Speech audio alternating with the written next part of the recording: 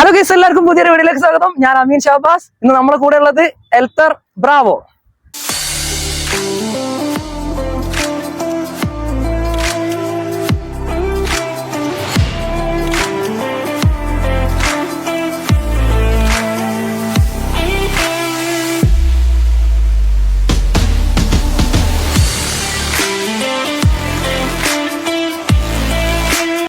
Guys, അപ്പം ഇത് എന്റെ ഒരു ഫ്രണ്ടിന്റെ വണ്ടിയാണ്. അപ്പം ആള് വിളിച്ചപ്പോ ഇങ്ങനെ പോകുന്നതാണ്, ഇങ്ങനെ ഒരു വണ്ടി ഉണ്ട് എന്നൊക്കെ പറഞ്ഞപ്പം അപ്പൊ ഞാനും ഈ ഒരു ബ്രാൻഡ് ഇപ്പോഴാണ് കാര്യമായിട്ട് അറിയുന്നത്. അപ്പം ഇതിന് ഒരുപാട് പ്രത്യേകതകളുണ്ട്. ഇപ്പൊ മറ്റുള്ള EV സ്കൂട്ടറുകളൊക്കെ വെച്ച് നോക്കുന്ന സമയത്ത് ഇതിന്റെ റേഞ്ചിൽ ഭയങ്കര രീതിയിലുള്ള പ്രത്യേകത ഉണ്ട്. അതെന്തായാലും ഞാൻ വീഡിയോന്റെ മുന്നിൽ പറയാം. അപ്പം ഈ ഒരു എൽത്തർ എന്ന് പറയുന്ന ബ്രാൻഡ് നേരത്തെ അറിയുന്ന ആൾക്കാരുണ്ട് എന്നുണ്ടെങ്കിൽ ജസ്റ്റ് ഇപ്പൊ തന്നെ പോയിട്ട് ഒന്ന് കമന്റ് ചെയ്യട്ടോ.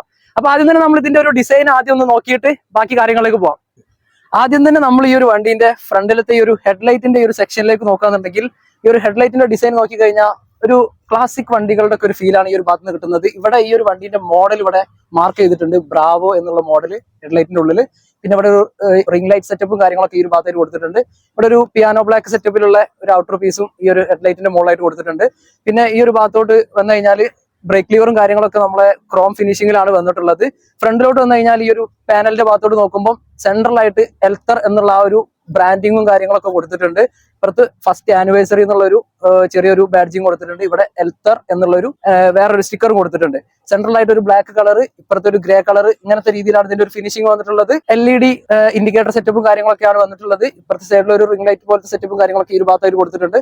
മഡ്ഗാർഡിന്റെ ഭാഗത്തോടൊക്കെ നോക്കുമ്പോൾ ഒരു ക്ലാസിക് സെറ്റപ്പിലുള്ള ഒരു ഫീലാണ് ഈ ഒരു ഭാഗത്തൊക്കെ കിട്ടുന്നത്. ടെലിസ്കോപ്പിക് സസ്പെൻഷൻ ആണ് ഈ ഒരു വണ്ടിയിൽ വന്നിട്ടുള്ളത്. അത്യാവശ്യം മോശമല്ലാത്ത രീതിയിലുള്ള ഒരു ബ്രേക്കിങ്ങും വന്നിട്ടുണ്ട്. പിന്നെ ഈ ഒരു സൈഡിലോട്ട് വരികയാണെന്നുണ്ടെങ്കിൽ ഈ ഒരു സൈഡിൽ നിന്നുള്ള ഈ ഒരു വ്യൂവിനെ പറ്റി പറയാന്നുണ്ടെങ്കിൽ ഈ ഒരു സൈഡിൽ നിന്ന് ഇങ്ങനെ വരുന്ന ഈ ഒരു ലുക്ക് നമ്മൾ ആ ഒരു വെസ്പ സ്കൂട്ടറൊക്കെ ഇല്ലേ അതിന്റെ ഒക്കെ ഒരു ഡിസൈനിൽ ആയിട്ട് നമുക്ക് വേണമെങ്കിൽ ഒന്ന് കമ്പയർ ചെയ്യാൻ പറ്റും. അപ്പം ഈ ഒരു പാനലിന്റെ ഭാഗത്തോട് നോക്കുമ്പോൾ ഇവിടെ ഒരു 3 ലൈനിങ് ആയിട്ടൊക്കെ കൊടുത്തിട്ടുണ്ട്. ഇവിടെ ബ്രാവോ എന്നുള്ള സ്റ്റിക്കറിംഗ് ഉണ്ട്. പിന്നെ ഇവിടെ ഒരു ചെറിയൊരു എംബ്ലം കൊടുത്തിട്ടുണ്ട് കേട്ടോ. അതില് ആഡ്സ് മോട്ടോഴ്സ് പ്രൈവറ്റ് ലിമിറ്റഡ് എന്നുള്ളൊരു ബ്രാൻഡിംഗ് ആണ് കൊടുത്തിട്ടുള്ളത്. ഇവിടെ ചെറിയൊരു ബ്ലാക്ക് പിയാനോ ബ്ലാക്കിലുള്ള സെറ്റപ്പിന്റെ അകത്തായിട്ടാണ് ഈ ഒരു ലോഗോ കൊടുത്തിട്ടുള്ളത്. അതൊക്കെ അത്യാവശ്യം കാണാൻ നല്ല ഭംഗിയുണ്ട്. പിന്നെ ബാക്കോട്ട് വന്നു കഴിഞ്ഞാൽ ഇവിടുന്ന് ഈ ഒരു ലൈനിന്റെ ഒരു ഇതിന്റെ കണ്ടിന്യൂഷൻ ആയിട്ടാണ് ഇതിന്റെ ബാക്കത്തെ ആ ഒരു ഇൻഡിക്കേറ്റർ സെറ്റപ്പും കാര്യങ്ങളൊക്കെ വന്നിട്ടുള്ളത്. കാണാനൊക്കെ അത്യാവശ്യം ഒരു ക്ലാസിക് ലുക്കാണ്, അല്ലെങ്കിൽ ഒരു ക്ലാസിക് ഫീലാണ് നമുക്ക് ഇതിന്റെ ഭാഗത്തു നിന്നൊക്കെ കിട്ടുന്നത്. പിന്നെ ടെയിൽ ലാമ്പിന്റെ ഭാഗത്തോട്ട് വന്നു കഴിഞ്ഞാൽ ഔട്ട് സൈഡിൽ ഒരു ക്രോം ഔട്ടർ കൊടുത്തിട്ടുണ്ട്. സെൻട്രലായിട്ട് LED ടൈൽ ലൈറ്റ് ആണ് നമുക്ക് കാണാൻ പറ്റുന്നത്. ഇവിടെ ഒരു റിഫ്ലക്ടർ സെറ്റപ്പും കാര്യങ്ങളും കൊടുത്തിട്ടുണ്ട്. പിന്നെ ഈ ഒരു സൈഡിലൊക്കെ ആയിട്ട് നമുക്കൊരു സേഫ്റ്റിക്ക് വേണ്ടിയിട്ട് അഡീഷണൽ ആയിട്ട് ചെയ്തിട്ടുള്ള ഒരു സംഭവമൊക്കെ കാണാം കേട്ടോ.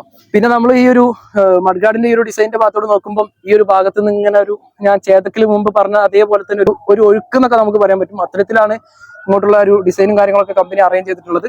പിന്നെ ഇപ്പുറത്തോട്ട് വന്നാലും നമ്മൾ ആ ഒരു ഷോക്കിന്റെ സെറ്റപ്പും കാര്യങ്ങളൊക്കെ അവിടെ കാണാം. അപ്പം ആള് പറഞ്ഞത് ഷോക്ക് ഒരു പ്രാവശ്യം റീപ്ലേസ് ചെയ്തിട്ടുണ്ട് എന്നുള്ളതാണ്.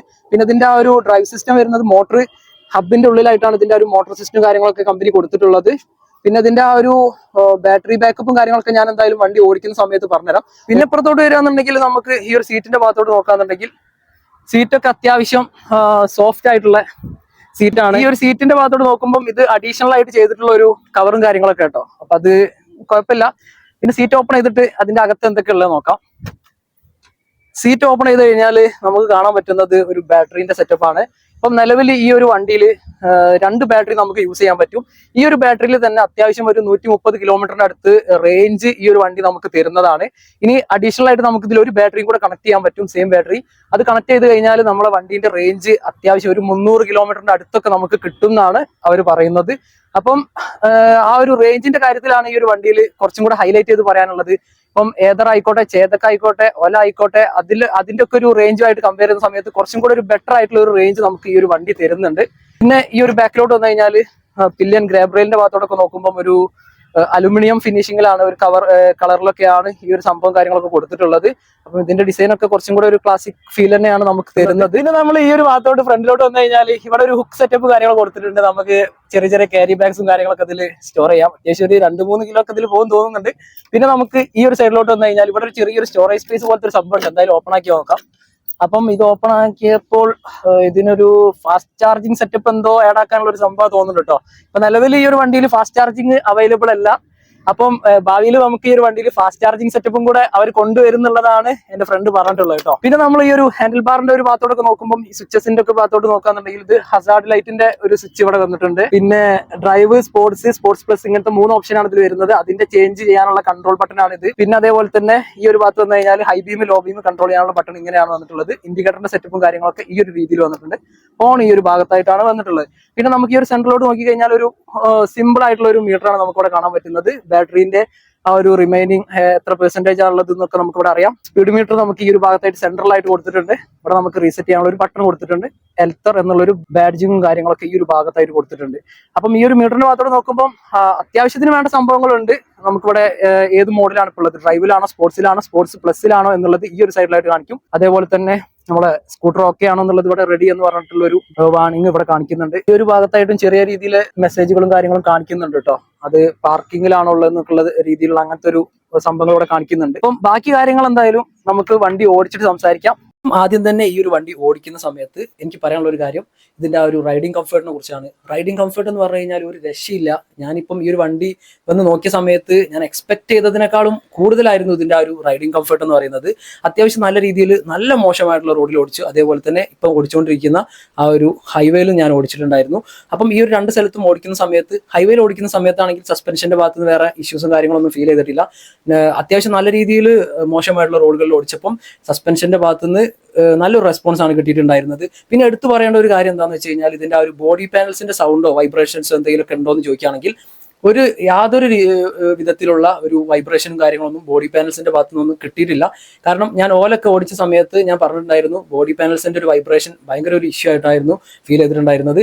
അപ്പം അത്തരത്തിൽ യാതൊരു വിധ ഒരു പ്രോബ്ലംസും ഇതിന്റെ ഭാഗത്ത് നിന്ന് കിട്ടിയിട്ടുണ്ടായിരുന്നില്ല. പിന്നെ നമുക്ക് പറയേണ്ട ഒരു കാര്യം എന്താണെന്ന് വെച്ച് കഴിഞ്ഞാൽ ബ്രേക്കിങ്ങിന്റെ ഭാഗത്തോടൊക്കെ നോക്കുമ്പോൾ ബ്രേക്കിങ്ങിന്റെ ഭാഗത്ത് നിന്ന് വേറെ ഇഷ്യൂസ് കാര്യങ്ങളൊന്നും ഇല്ല. പിന്നെ ഈ ഒരു വണ്ടീന്റെ ബ്രേക്കിങ്ങിന്റെ ഭാഗത്തോട്ട് നോക്കുകയാണെന്നുണ്ടെങ്കിൽ ബ്രേക്കിംഗ് ഒരു ഏവറേജ് ബ്രേക്കിംഗ് എന്നേ എനിക്ക് പറയാൻ പറ്റുള്ളൂ. വലിയ ഷാർപ്പർ ആയിട്ടുള്ള ഒരു ബ്രേക്കിംഗ് ഒന്നല്ല ഈ ഒരു വണ്ടിക്ക് വന്നിട്ടുള്ളത്. അതിനനുസരിച്ചിട്ടുള്ള ഒരു സ്പീഡേ ഈ ഒരു വണ്ടിക്ക് വന്നിട്ടുള്ളൂ കേട്ടോ. കാരണം നല്ല ഷാർപ്പായിട്ടുള്ള ഒരു ബ്രേക്കിംഗ് എന്തായാലും ഈ ഒരു വണ്ടിക്ക് ആവശ്യമുണ്ടെന്ന് തോന്നില്ല. കാരണം 3 മോഡാണ് ഇതിൽ വരുന്നത്. ഡ്രൈവ്, അതേപോലെ തന്നെ സ്പോർട്ട് പ്ലസ് എന്നുള്ള 3 മോഡാണ് വരുന്നത്. അതിലിപ്പം സ്പോർട്ട് പ്ലസ്സിലിട്ട് ഓടിക്കുകയാണെങ്കിൽ കൂടി വലിയ രീതിയിലുള്ള ആക്സിലറേഷന്റെ ഡിഫറൻസും കാര്യങ്ങളൊന്നും ഇല്ല. വണ്ടി ഒരു നോർമൽ സ്പീഡിൽ പതുക്കെ കയറിയിട്ടേ പോകുന്നുള്ളൂ. അപ്പം അങ്ങനെ നമ്മൾ ഓടിച്ചു പോകുന്ന സമയത്ത് നമുക്ക് ഈ ഒരു ബ്രേക്ക് ഒക്കെ ഓക്കെ ആണെന്ന് പറയാൻ പറ്റും. പിന്നെ വേറൊരു കാര്യം എന്താണെന്ന് വെച്ച് കഴിഞ്ഞാൽ ഇതിന്റെ ഒരു സർവീസിന്റെ ഭാഗത്തേക്കൊക്കെ നമ്മൾ നോക്കുകയാണെന്നുണ്ടെങ്കിൽ ഫസ്റ്റ് നമ്മൾ സർവീസ് ചെയ്യുന്ന സമയത്തൊക്കെ ഇത് വാങ്ങിച്ചിട്ടുള്ള ഷോറൂമിൽ നിന്നായിരുന്നു ചെയ്തിട്ടുണ്ടായിരുന്നത്, വെസ്റ്റിൽ എന്ന് പറയുന്ന സ്ഥലത്ത് നിന്ന്. അപ്പം ഇപ്പൊ നിലവിൽ നമുക്ക് ഷോറൂമിൽ നിന്ന് ഈ ഒരു സർവീസ് അവൈലബിൾ അല്ല. അവർ ഇതിന്റെ ഒരു സർവീസ് സെക്ഷൻ വേറൊരു പുറത്തുള്ള ഒരു പ്രൈവറ്റ് സ്ഥാപനത്തിലോട്ട് മാറ്റിയിട്ടുണ്ട്. അപ്പൊ നമ്മളിപ്പോ സർവീസ് ഒക്കെ ചെയ്യണമെന്നുണ്ടെങ്കിൽ ആ ഒരു സ്ഥാപനത്തിലോട്ടാണ് നമ്മൾ പോകേണ്ടത്. അപ്പം കംപ്ലീറ്റ് വണ്ടികൾ ഇപ്പം നിലവിൽ അവിടെ നിന്നാണ് സർവീസ് ചെയ്തുകൊണ്ടിരിക്കുന്നത്. അപ്പം ആ ഒരു സർവീസിൽ ചെറിയൊരു പ്രോബ്ലം ഉണ്ടെന്ന് എൻ്റെ ഒരു ഫ്രണ്ട് പറഞ്ഞിട്ടുണ്ടായിരുന്നു. സർവീസിന്റെ ഒരു ഭാഗത്ത് നിന്ന് ചെറിയൊരു ഇഷ്യൂ, അത് വലിയൊരു ഇഷ്യൂ ആയിട്ട് പറയേണ്ട ഒരു കേസൊന്നുമല്ല. പിന്നെ ബ്രേക്ക് പാഡൊക്കെ വളരെ പെട്ടെന്ന് തീർന്നു പോകുന്നുണ്ട് എന്നുള്ള ഒരു രീതിയിലുള്ള അങ്ങനത്തെ ചെറിയ ഇഷ്യൂസ് മാത്രമേ എനിക്ക് പറയാനുള്ളൂ. വണ്ടിനെ കുറിച്ച് പറയാന്നുണ്ടെങ്കിൽ ഒരു രക്ഷയില്ല. കാണുന്ന സമയത്ത് ലുക്കൊക്കെ ഭയങ്കര ഒരു ക്ലാസിക് ഫീലാണ്.